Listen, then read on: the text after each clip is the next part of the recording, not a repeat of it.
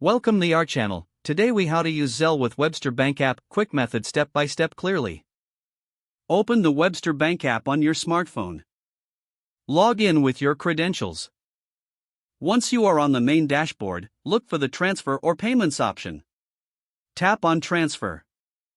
Select Zelle from the available options. If this is your first time using Zelle, you may need to enroll. Follow the prompts to enroll by agreeing to the terms and conditions.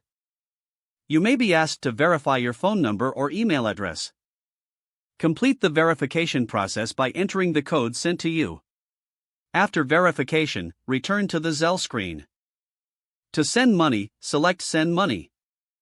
Choose the recipient from your contacts or enter their email or phone number.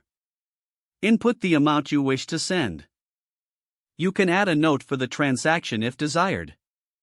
Review the details to ensure everything is correct. Tap on Send Money to complete the transaction.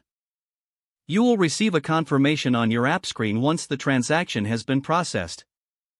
To request money, navigate back to the Zelle main screen. Select Request Money. Enter the recipient's details and the amount you wish to request. You can also add a note to explain the request.